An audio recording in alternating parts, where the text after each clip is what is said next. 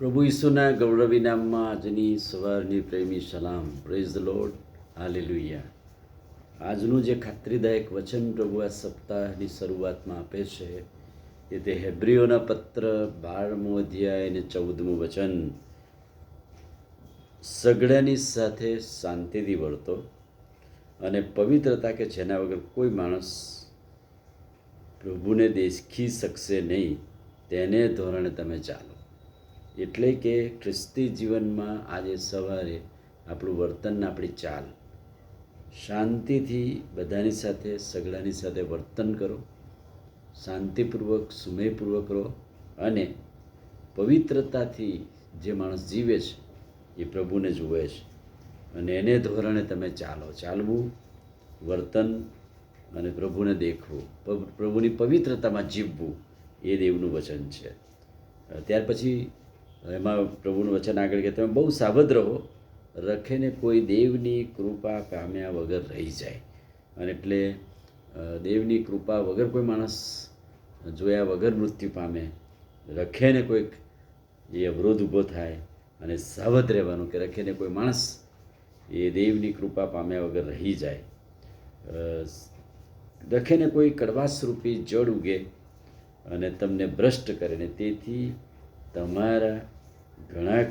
તમારામાંના ઘણા ખરા અપવિત્ર થાય. ઘણા બધા લોકોને જોખમ આપ્યું છે કે તમે બહુ સાવધ રહો.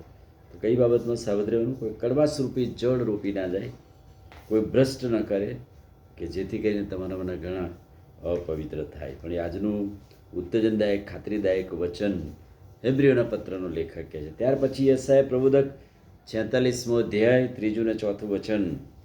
હે યાકૂબના સંતાનો તથા ઇઝરાયેલના સંતાનો, તમે મારું સાંભળો. ગર્ભસ્થાનમાંથી મેં તમને ઉંચકી રાખ્યા છે, તમારા ઘડપણ સુધી હું તે જ છું.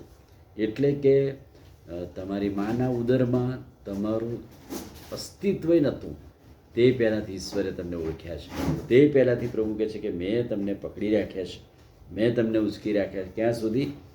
તમારું ઘડપણ આવે ત્યાં સુધી. અને એવું લખ્યું છે કે પડિયા આવતા સુધી હું તમને ઉપાડી રાખીશ.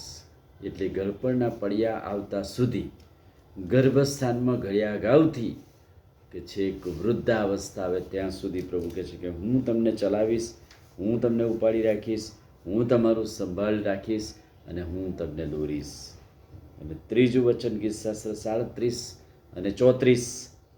યહોવાની વાટ જો, તેના માર્ગે ચાલ અને તમે દેશનો વારસો પામશો. ઈશ્વરના માર્ગમાં ચાલવાથી, ઈશ્વરની વાટ જોવાથી સ્વર્ગીય દેશનો જે વારસો છે એ તમે પામશો અને તે તમને મોટા કરશે.